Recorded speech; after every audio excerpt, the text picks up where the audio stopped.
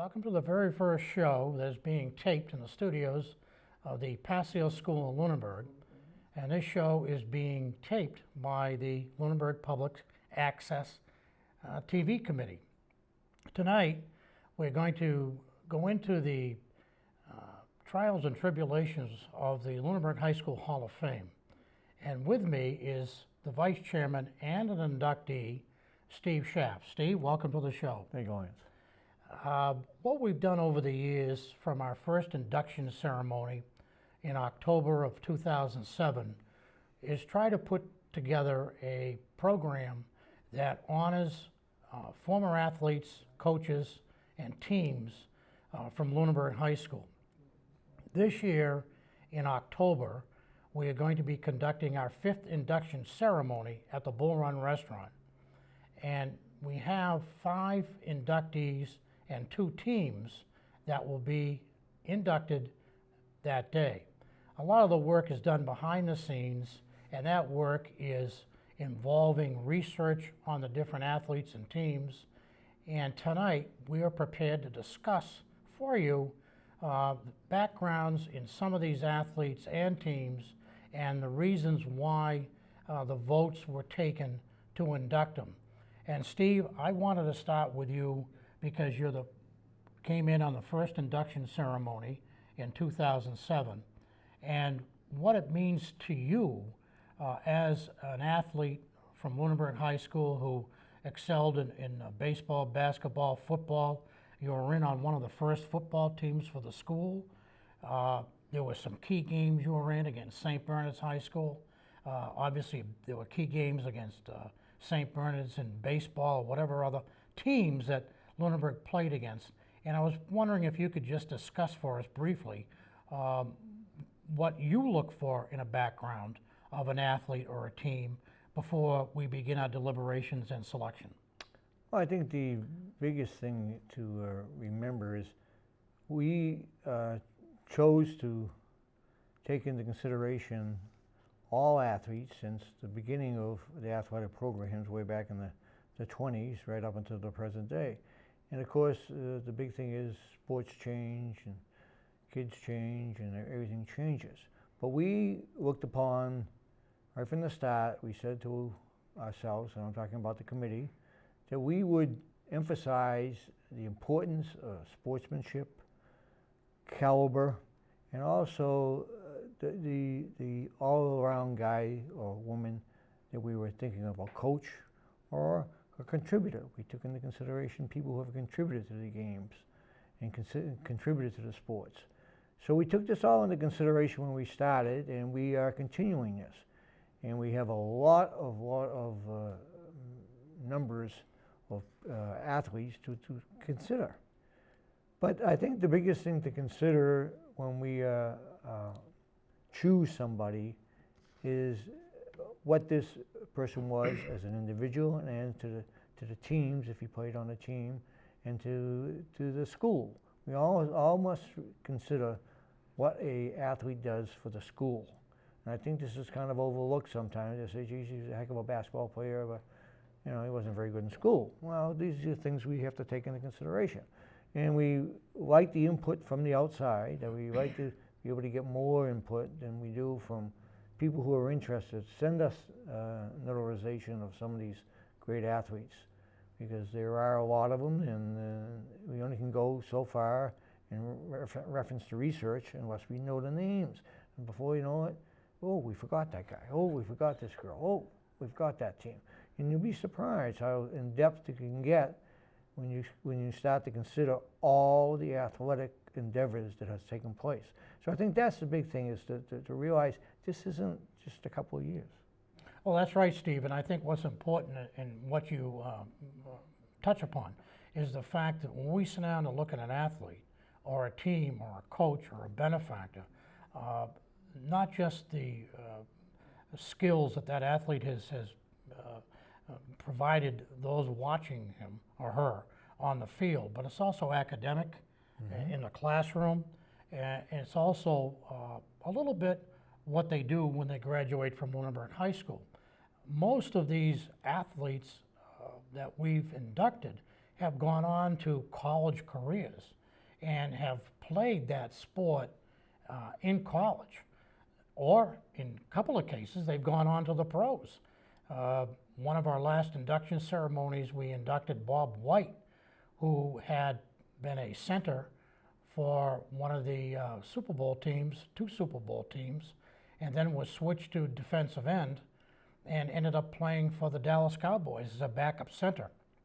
So that Rick Nelson, not Rick Nelson, I can't think of his first name, was inducted because of his ability to play hockey and had a tryout with the New York Rangers.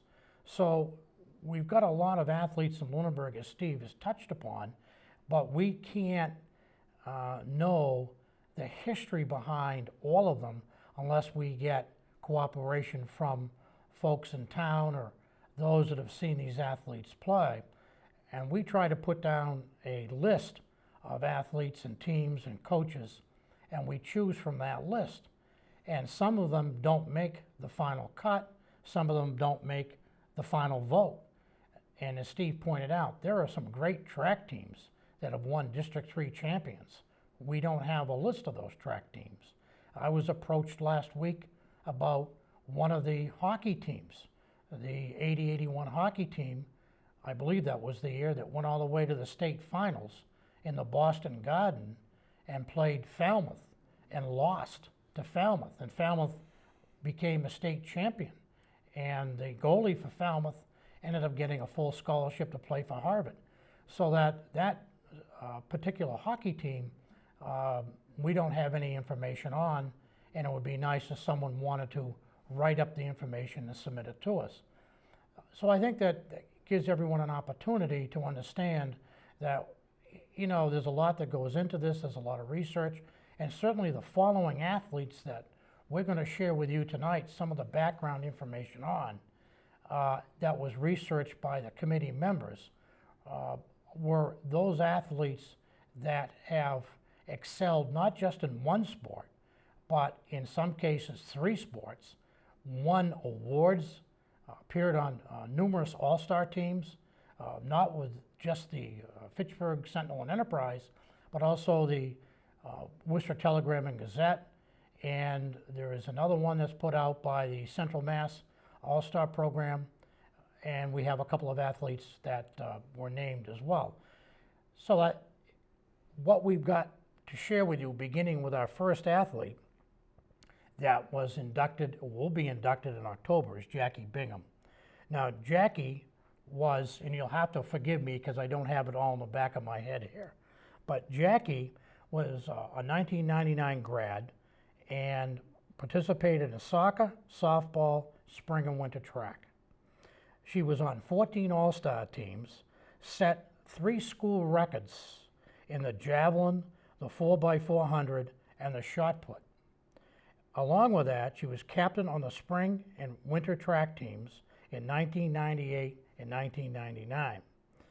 Went on to go to Lafayette College and on a track scholarship, by the way, that was given to her based on her ability in Lunenburg and the achievement that she gained. She also went on, that javelin record, I don't believe has been broken. And all of these athletes that have set records, their names are on plaques along the corridor walls outside of the high school gymnasium. And if you have a chance to get down there after a basketball game or halftime at a football game, you'll see some of the records that they've set, and some have not been broken, and they are lasting for years. In addition, the Lunenburg High School Hall of Fame has been able to put their trophy case along the outside wall of the gymnasium. 2 years ago, it was in the foyer of the entrance to the high school, and because of different work that was going on with the new doors, it was moved to the gymnasium, and we've since added to that trophy case at least 3 more induction ceremonies, and in October will be our 5th. Steve, did you want to say anything about Rick Hillman?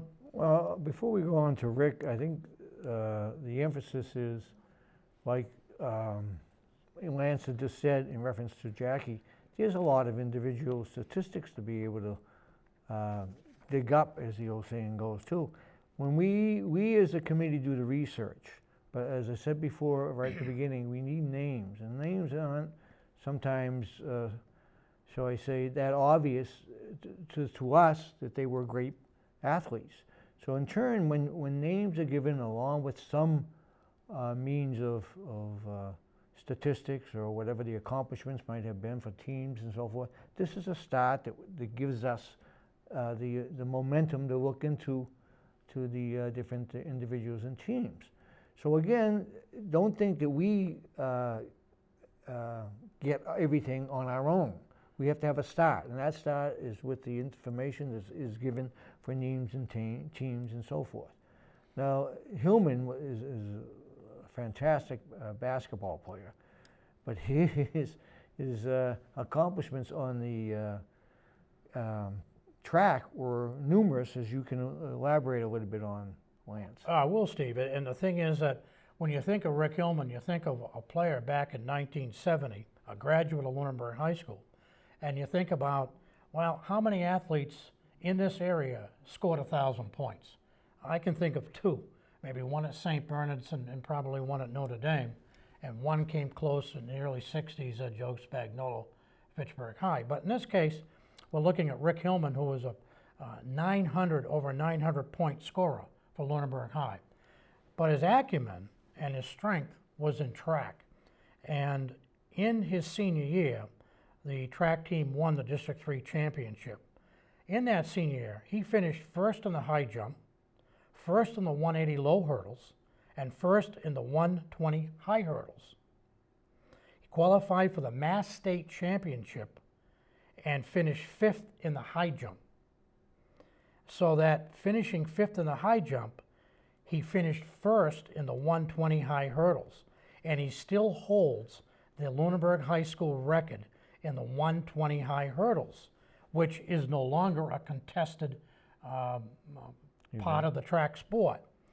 As I mentioned earlier, he had 900 points in his career at Lunenburg High School. He was named to the Wachusett League All-Star team in 1969 and 1970. He was named by the Worcester Telegram and Gazette in 1969 and 1970, so that not just basketball, but his ability to participate in track and his strength in the high jump and the hurdles obviously showed us that he was an athlete that we should consider. And finally, we sat down and took a look at Rick, and the vote came through to induct him as well. The next athlete I'd like to discuss is Kevin Sozik. Kevin graduated from Lunenburg High School in 1992. He was a three-letter athlete in basketball, baseball, and football. And each year you play those three sports, you're bound to collect numerous amount of letters. I think he finished up with 8 varsity letters. He was the #1 starting pitcher on the baseball team his junior and senior year. He was captain of the baseball team his senior year.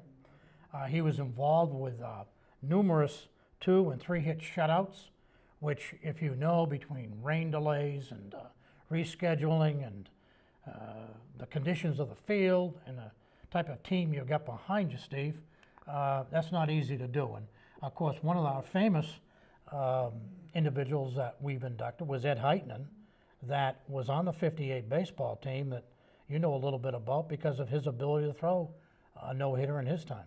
Yeah, I think one emphasis upon Kevin, he was considered a team man, very much oriented towards team play with the 3 sports that he excelled in. He was always ahead of the game, as the old saying goes, as a thinker of the team. He anticipated very well. He was quick with his decisions, and a very reliable person, very reliable on the gridiron, on the court, and on the baseball field. The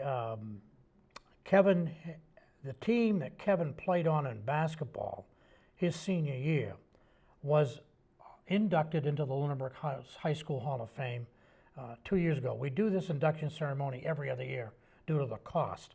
and we don't receive any money from the town or the school. Everything that we earn is raised through private fundraising, such as a band concert or letters of requests for contributions, so that this money is raised by us. And because he was a member of that 1992 regular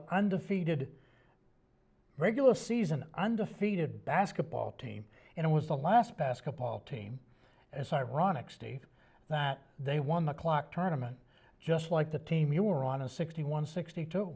And we've only had, I think, what, 2 teams that Three won wins. that? Three wins, and back in 42 was the first one. Okay. So 42, 62, 92. 92. And that's not easy to go down to Worcester, play at the Clark University Fieldhouse against stiffer competition and win, but win they did. And Kevin went on to play football. He was a quarterback for junior and senior years. He was captain his senior year.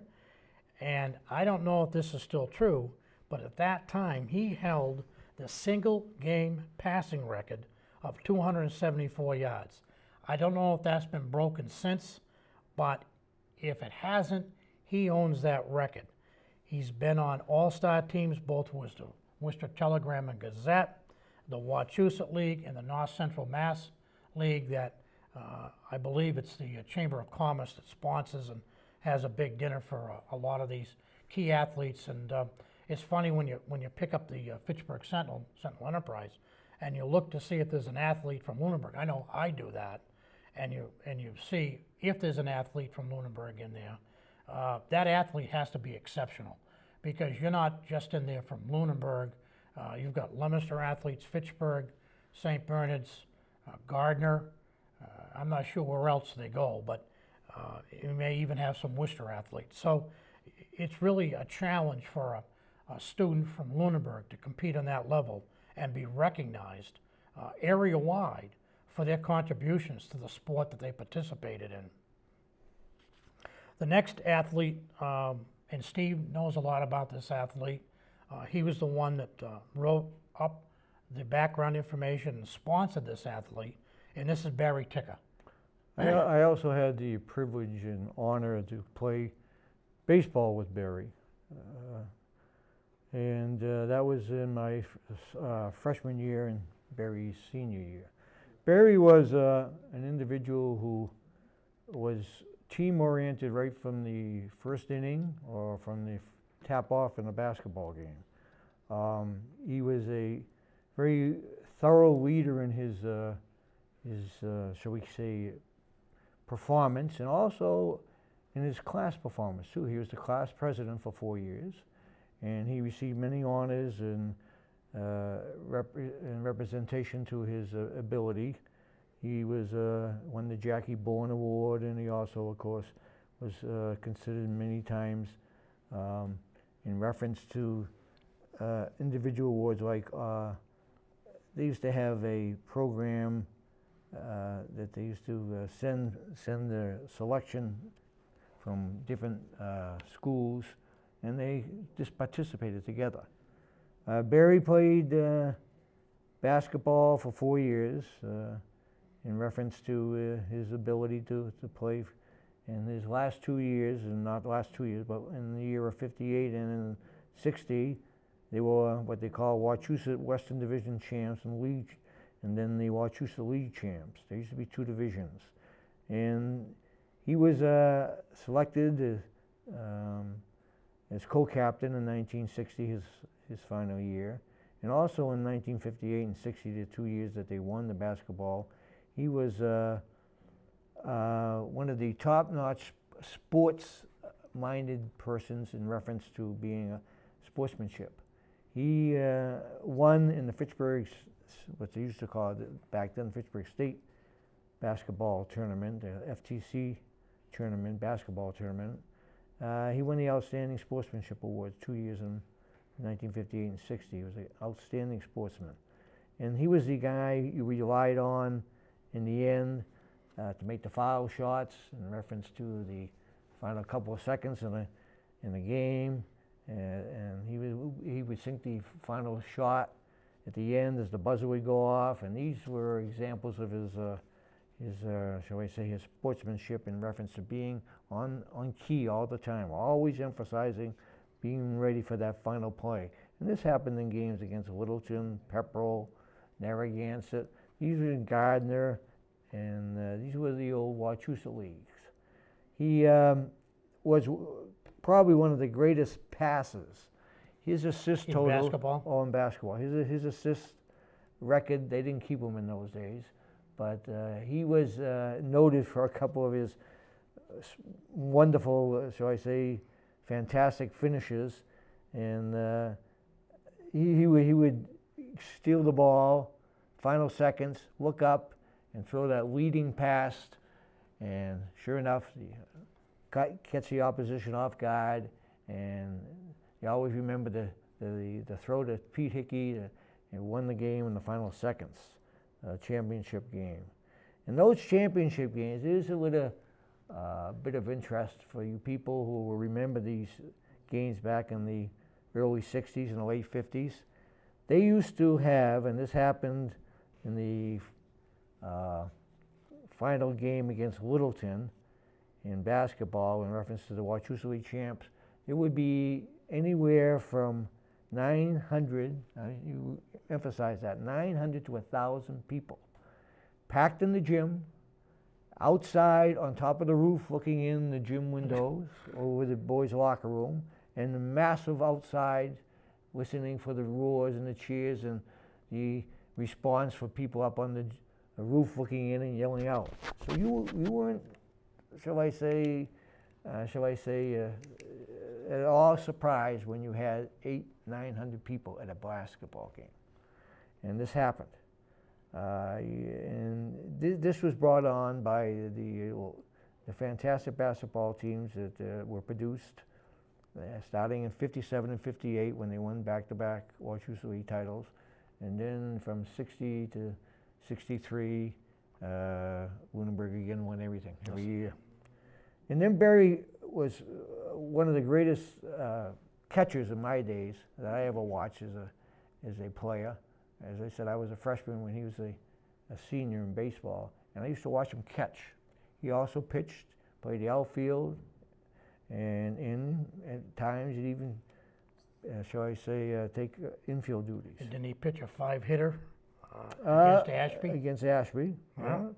But his biggest thing was being the guy who got the hit when you needed it.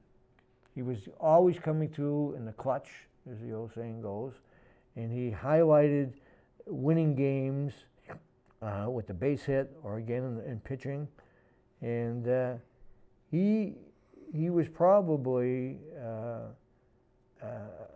shall I say, a hidden quarterback. We had football in those days. I always were saying that Barry would have been a heck of a quarterback. And so Barry was one of the, shall I say, the noted players in the late 50s and early 60s. It was one of the best. The thing about Barry is I only had one opportunity to meet him, and that was back on the anniversary of the Lunenburg Little League. And Steve knows quite a bit about that because Steve was instrumental in organizing it at the time to bring back a lot of the original players. Now, when Lunenburg began Little League, I think it was in 1950, and they had only 4 teams. And those teams played at Marshall Park.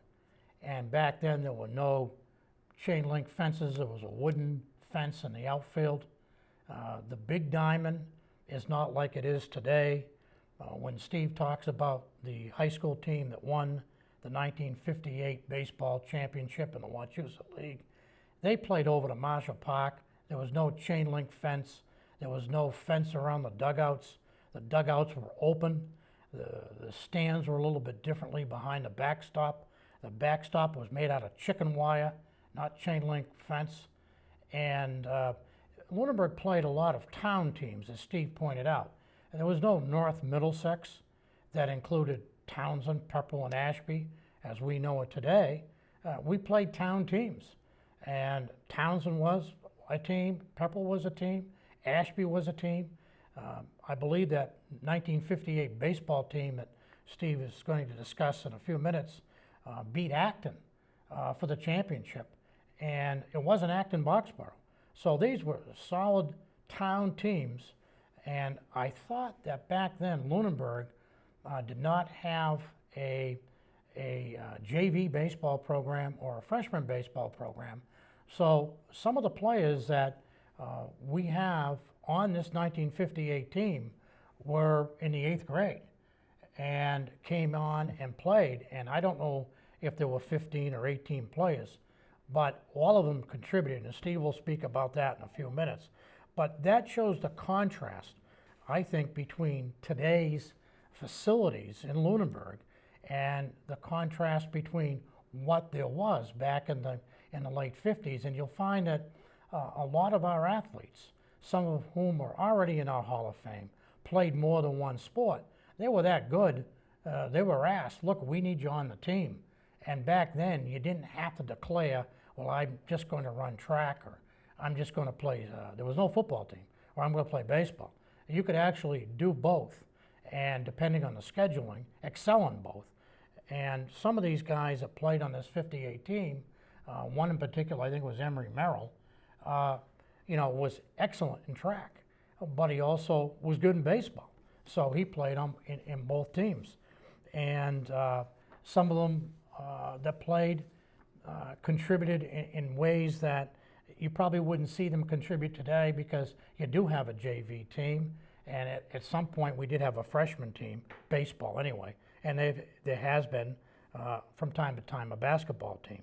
But I think it's neat to look at the basketball that Barry played, because you didn't have the three-point shot back then. Oh, yeah. You had regulations, and girls basketball was the same, in a sense that they could only dribble twice and then pass the ball, and they had to get up above half court on 4 dribbles per guard and pass the ball. And I think the boys, chest shots, two-hand chest shots? Well, let me tell you about Barry Ticker. His best shot was a two-hand set shot.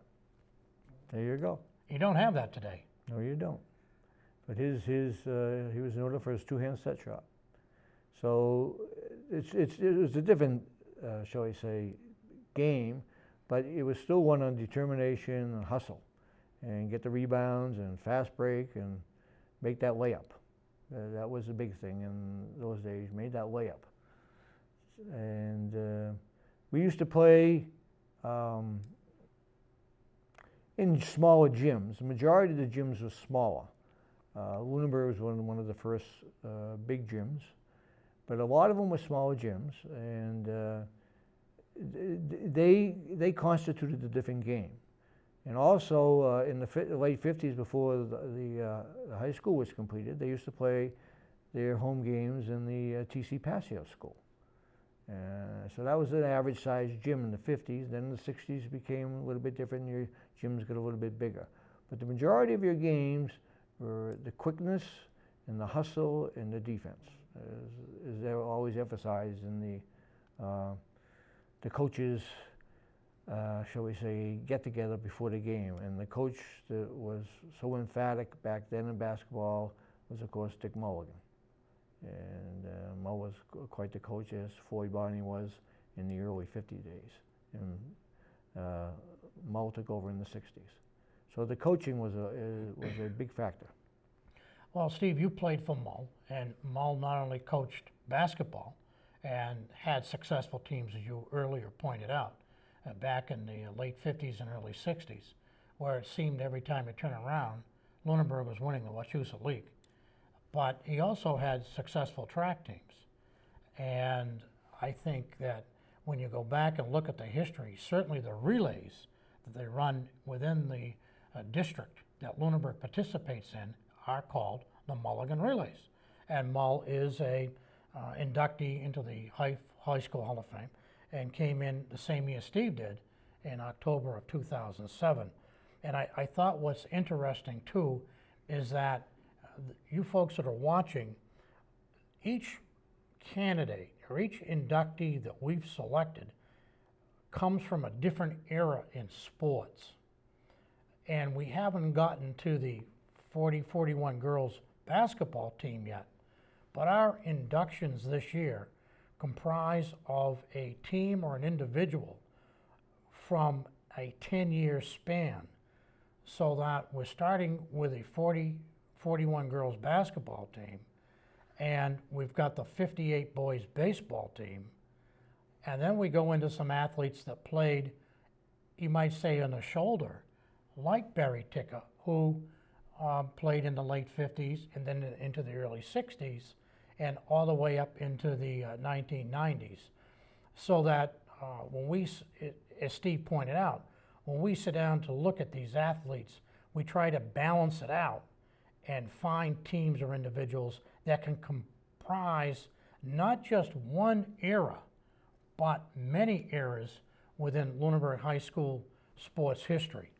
And I think that's one of the challenges we face, Steve. Very much. I'm glad you emphasized that, Lance. In reference to when we make our choices for the induction, which comes every 2 years, we take into a span, as I said earlier, way back into the early days in the 30s, right up into the present day. We take into account teams and, of course, the individuals. And we like to have a variance of entries each time we have this, so it's not overloaded with a, shall I say, a present day or a past. We try to balance it off as much as we can. And this is, again, if we get emphasis and get help from people who have played before. Let us know about the old teams, the old individuals, or again, update us with the present individuals too. One of the things that I had mentioned earlier about Barry Ticker, because there were only 4 teams in the town of Lunenburg that played over to Marshall Park, and he did come back, or he was in town for that anniversary, Steve. For the Little League? Yes. That's right. Yeah. And that's when really a feeder system in baseball started. It may have started earlier than that, but it wasn't organized to the point it was like in Little League. No, back in the 50s when Little League started, there were 2 teams in Lunenburg and 2 teams in Townsend. And for 3 years we played one another before we were, shall we say, strong enough and had enough emphasis in reference to numbers and quality to expand to 4 teams. Each of us did. Townsend went to 4 teams and we went to 4 teams after 3 years of playing each other back and forth. So this was, again, you're talking, wow, only 2 teams, that's all we had. No farm teams, no Little League T-ball teams and minors, and it was just 2 teams. And that was the start of it. That was only in the 50s. And that's why when we are talking and trying to emphasize the point of comparing the old with the new, we don't do it that way. It's what it was done at the time. In the era that they played. In the era that they played. And this is why we want to emphasize to everybody that we take into consideration all the time, all the number of years. But when we talk about the years, we don't compare the 50s with the 2000s and so forth. And I think that's something that people have to realize, that these sports have become better, they become stronger, they become more. We didn't have the individual sports back in the 50s, like tennis and skiing and golf and so forth. We didn't have individual or even sports. soccer. Even soccer. Soccer was not there. Of course, hockey came later on in the 70s. And so we didn't have a lot to offer. But we did at that time of the, shall I say, the span. That's what the small teams were, because they were small enrollments. And you only had so many kids to play, and so did the other schools like Townsend and so forth before they regionalized. Well, it's interesting that, you know, in talking about Barry, the fact that he's a product of that originally 2-team organized baseball program that culminated in winning a Wachusett League championship in 1958. And I believe they won it in 59, didn't they? No, 57. Oh, 57, excuse me. 57 and 58 was a shall I say,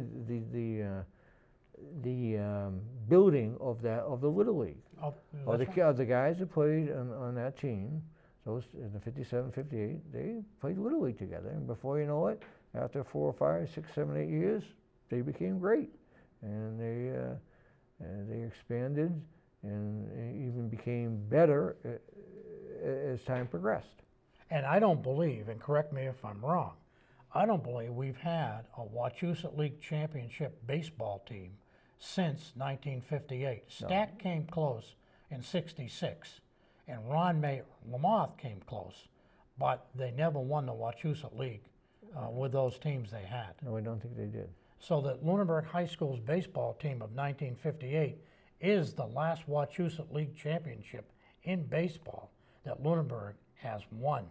And compare that to the two basketball teams that went undefeated, or Wachusett League champs, or district champs, or the football teams that we've had that have gone on to play Super Bowls, track teams that have won the District E championships, and the girls teams. I mean, you look at that I think it was 94 girls team that won the district title, Central Mass district title.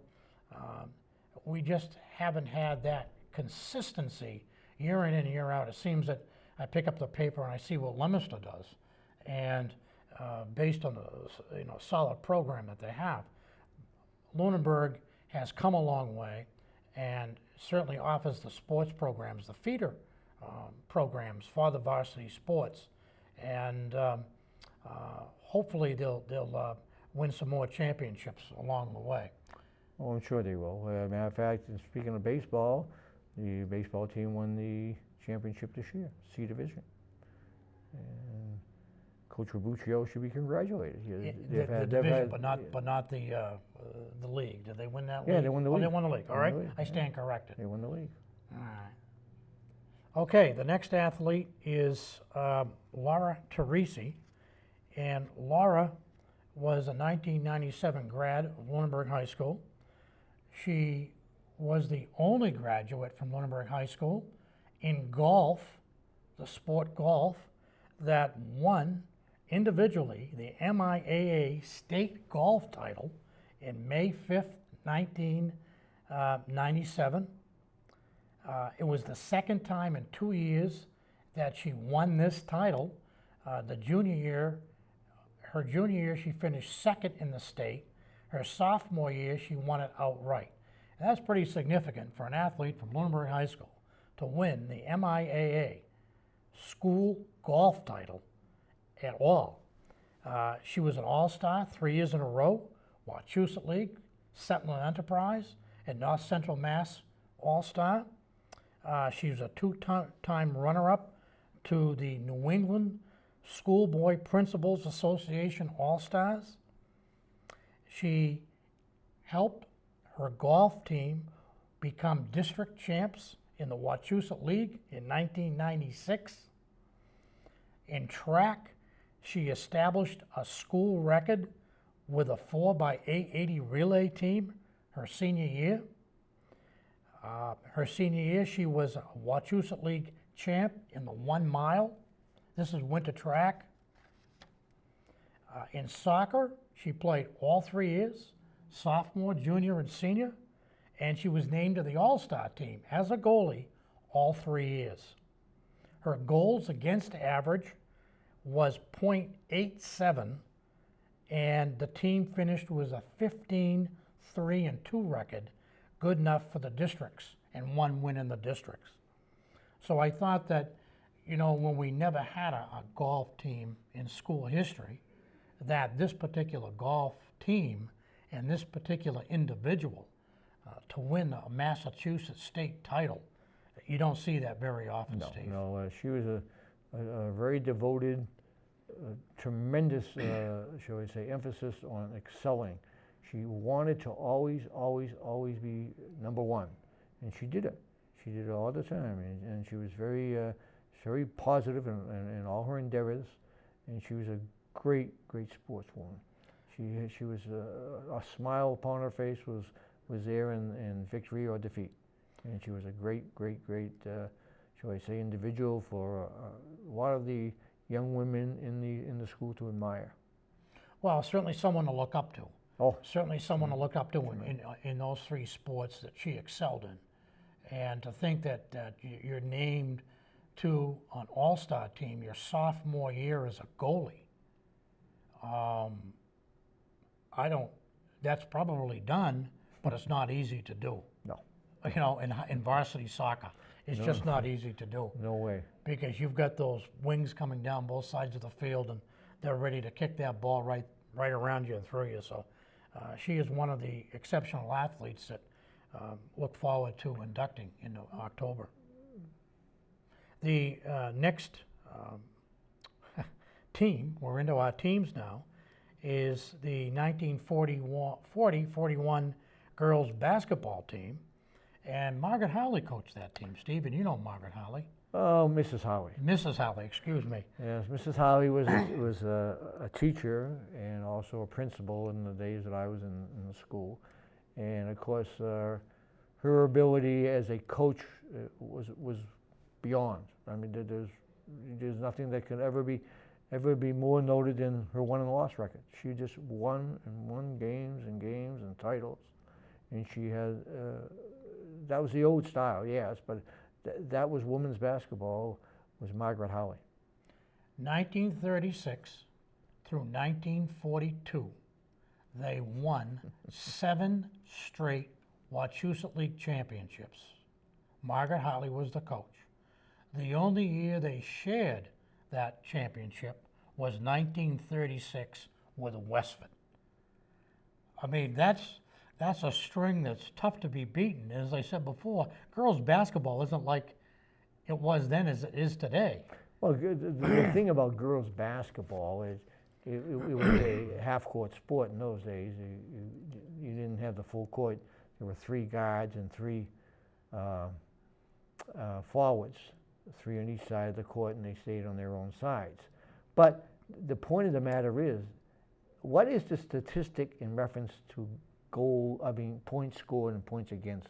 Well, they amassed 89 consecutive wins, which was a record at that time. 89 wins, consecutive wins. And they had 20 wins and 1 loss that final year of 40-41. 20 wins and 1 loss. And what's interesting here is they had 2 games against the Alumni.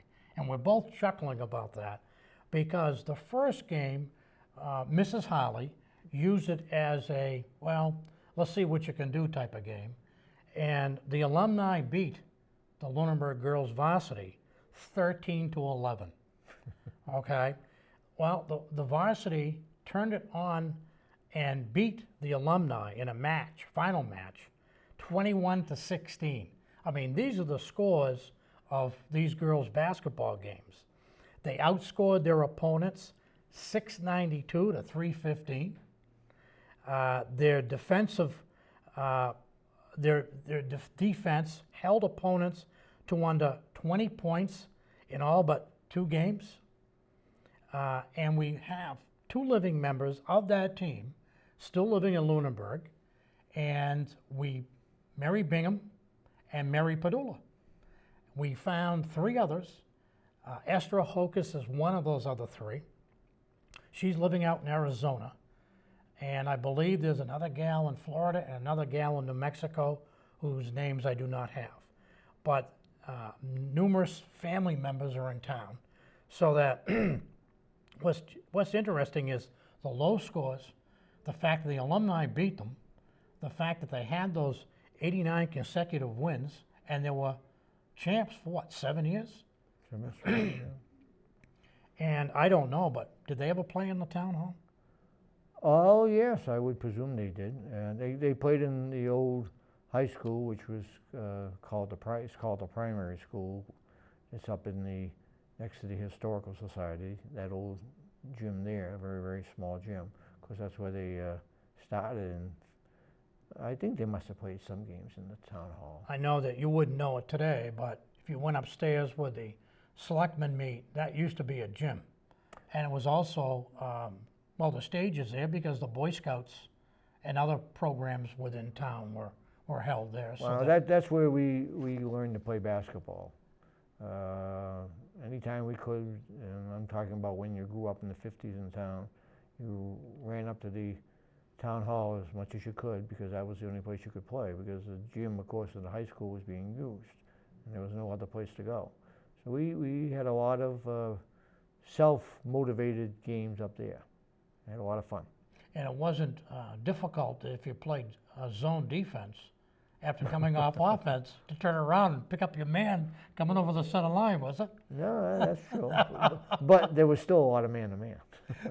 So it was interesting because it was such a small court. Yeah. And being a small court, I don't know what the scores were, but it was like this in girls basketball, low scores. The last team we've got to discuss is the 1958 boys baseball team. And Steve is the one that sponsored this team and spoke with a lot of the players to get them to attend, ask them to attend the ceremony in October. And Steve? Well, the point of it is, as I said before, 58 and 57, the year before, highlighted the players that were, shall I say, developed in the Little League program. Floyd Barney was the coach, and Floyd was an excellent baseball coach. He knew when to go for that extra base, he knew when to bunt, he knew when to steal, and he emphasized defense and pitching. Pitching was their big plus, and it was done primarily by Eddie Heitman. Eddie was considered probably one of the greatest pitchers, if not the greatest pitcher that ever came out of Lunenburg. He could really throw. And Johnny Bolak and Barry Ticker helped along.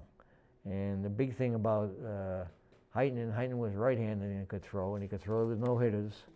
And you had that lefty coming off the mound maybe in a couple of days after that was Johnny Bolak. He was a left-hander. So that was something that you didn't see too much in those days, the lefty and the righty combination that they had in 58.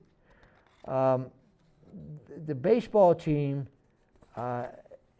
emphasized going for the extra base.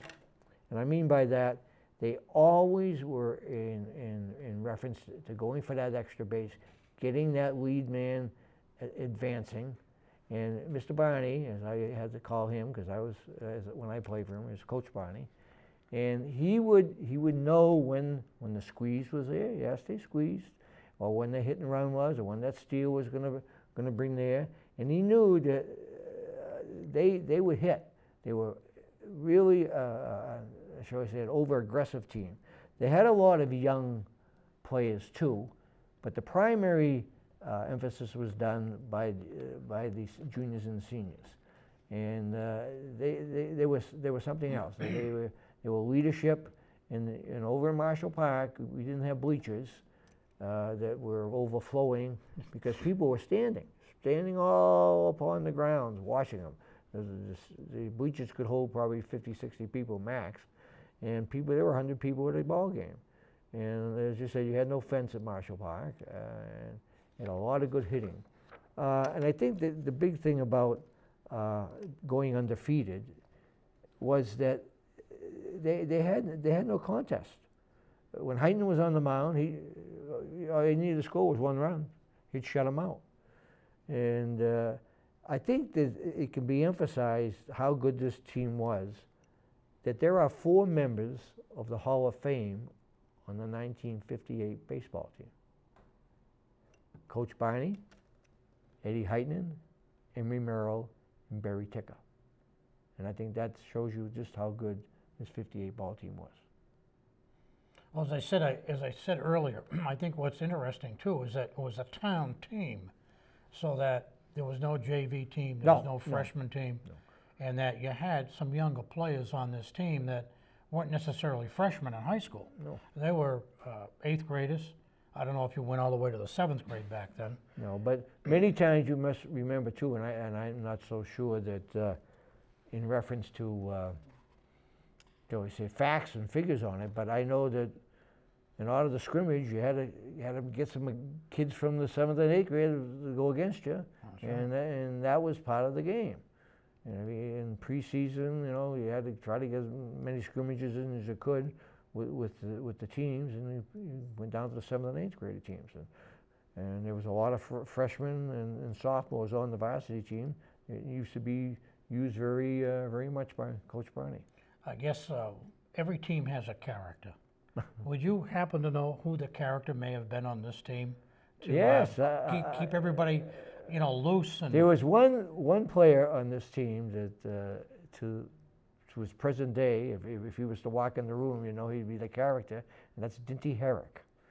Dinty didn't play much, but boy, he was the spirit of the team. He emphasized fun, and that's what the kids used to win on. They went on fun and hustle, and lots of good play. And there were also some great catches, some timely hitting. Yeah. I mean, if we look at the schedule, and we look at, as an example, you pointed out there was some shutouts.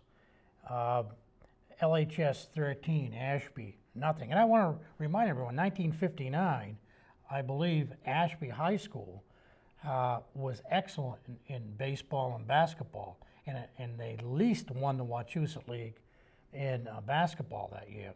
So that Ashby, you know, years later, Lunenburg would play them, and would play them with a JV team or a squad B in basketball, because they couldn't compete. But if you look at the schedule back in 1958, we're looking LHS 13, Ashby, nothing.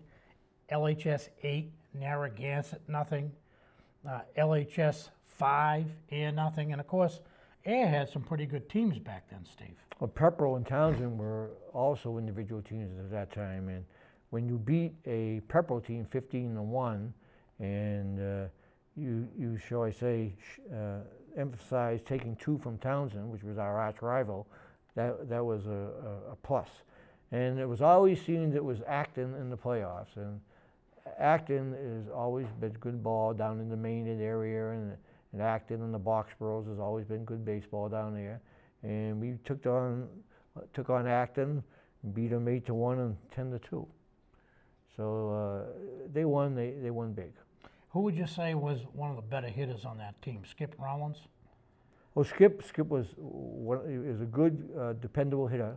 Skip was. Emery got on base. Of course, Emery still holds the 100-yard dash record, so you can imagine how he was on stealing. Quick. Very quick. And Johnny Bolak was very quick too. And you had guys. If you can remember, Ronnie Ostag, he was a big husky guy, and if you got a hold of one, it was a good one. It was going to go for, so I say, a good distance into the woods. So he was a big hitter, and you had a guy who played a lot of baseball and was so imperial upon his ways, but he was catching. That was Stewie Dodge. Stewie Dodge was a great catcher and a great leader. And as I said before, there was Heitman, who was magnificent on the mound. And you had guys that I grew up with, like Pete Peterson, who was in the center of town. He was a fun guy, a lot of laughs, and we had young guys. The young guys, as I said, used to sit on the bench a little bit and watch and kind of get all psyched up. And they were, Paul Porter. Steve Woodbury, yeah, and Ronnie Colvin. And these were guys that just loved the game, and it was a lot of fun. And as I said, these guys all started when there was only 2 Little League teams. And I think this was the start of real good baseball. And Stewie Dodge and Barry Ticker both played on that Red Sox team, which was one of the first 2 teams, as you mentioned. The Tigers, I think, the Grange. Yeah, Grange Tigers was and the Fire Department Red Sox. Yeah, and so to see 2 guys come off that Red Sox team and be a part of that '58 championship team, and I'm sure I don't know all the guys on the Tigers team. I'm sure they were there. Heitman was on that Tigers team. Yeah, I think so. Yeah. So we had, Wayne Conrad was another athlete that pitched pretty good, didn't he? But he didn't play that year. He didn't play in '58. But Wayne came on to pitch good. He was a good pitcher. Okay. Lunenburg always had somebody good on the mound. And Wow. And baseball has always been thought of as a very, shall I say, dependable sport. When, of course, Ron Lamoth coached for a long time. Yeah. Pete Grenier was a coach. Yeah, I remember Pete. He was a coach when I was there, and we always had good baseball, and I have always admired the Little League program, which started it all, and they have always worked and always been strong every year since then. and there's been lots of people involved with the Little League program, right up through your Babe Ruth and so forth. And then you even have a great team to watch, and you have for over 25 years now, it's the Phillies, which is graduates beyond high school. Right. They play over at Marshall Park. So there's always baseball going. And there are some Lunenburg High School graduates that do play on that Oh, Phillies yes, team. yes. So they go on to play for the Phillies a lot. And of course, some will go to college and so forth. So there's been many good ball players, and I don't think you'll ever, shall I say, see the 58 team quite that good again. I don't think they're gonna get a team that good again. It's awfully tough. I can remember in 1999, Ron had a good baseball team, and they got into the districts. They won their first game at Marshall Park, and they had to go down to Auburn, and they always had a tough time with Auburn. And down at Auburn's field on a day as hot as we've had it this past week, they grabbed a 7-0 lead, and they ended up losing the game, and that was it. But that team has some great players on it that could have succeeded in going further. They just couldn't get by Auburn, and that's unfortunate. But the main thing is that we've tried to open this up tonight to indicate and to show you what goes into the selection of the inductees for this present Hall of Fame ceremony that's going to be conducted in October, the Sunday of Columbus Day weekend. And we generally draw a pretty good crowd. I think we generally go, 260, 270, 280? Yeah. A number of people that show up. And this year we've got one extra team, so we're hoping we get that in others.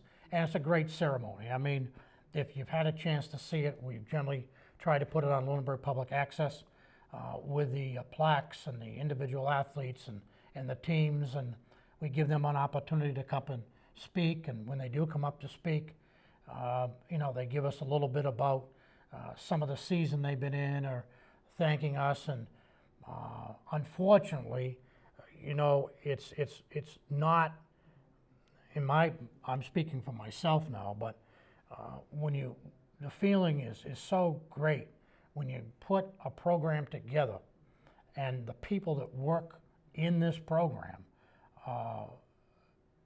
to induct an athlete and to see the success, and then you get the smiles and the appreciation from the teams and the athletes.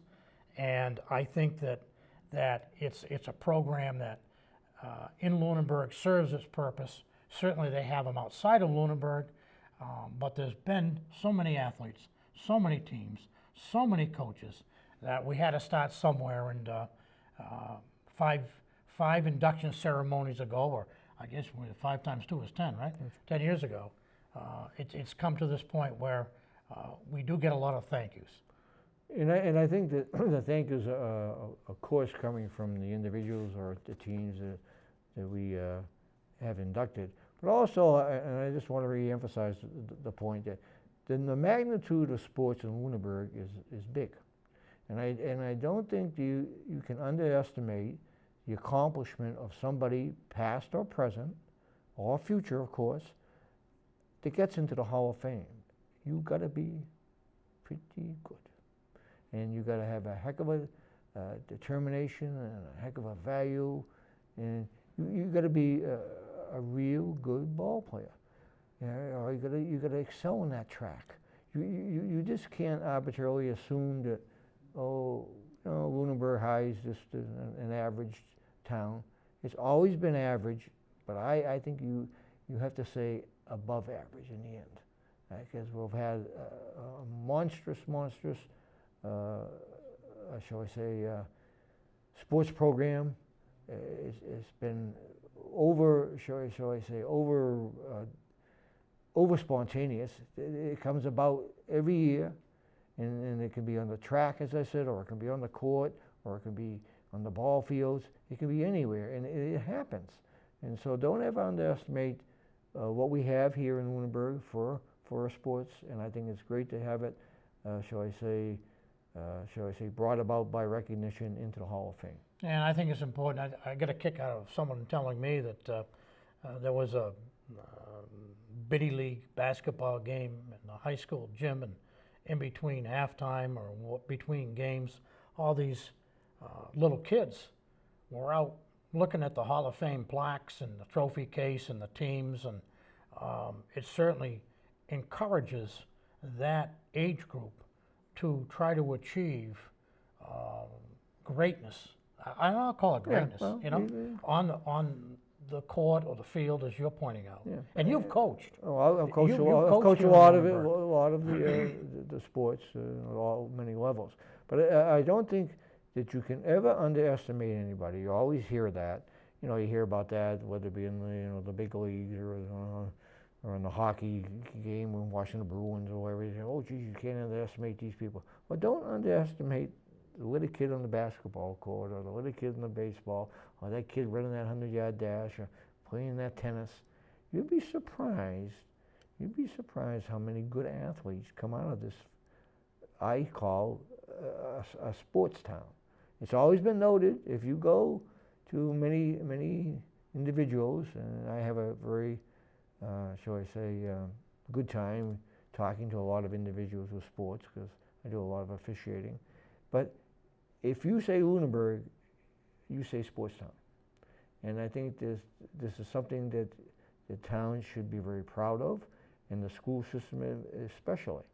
And we have a great feeder system in all sports, and I don't think it'll ever end. I think it'll always be getting better, and I think this is something that we as a sponsoring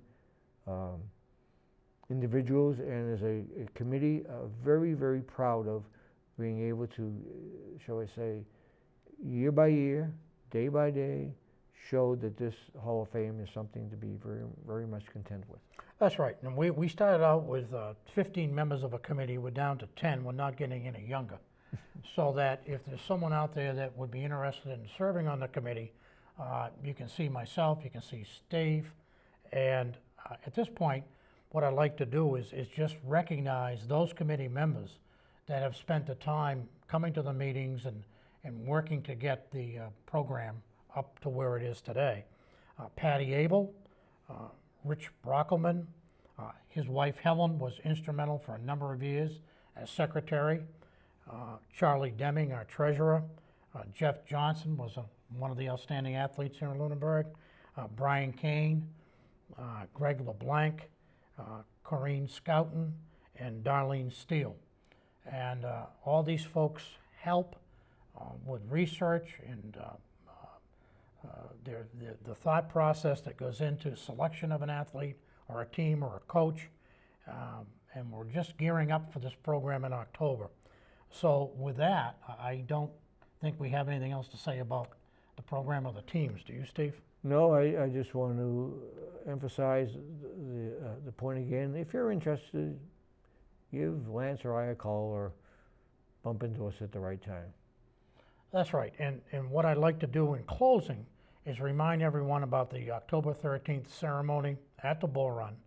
And I would like to thank Lunenburg Public Access for hosting this program, and for everyone else for listening in. Good night. Good night.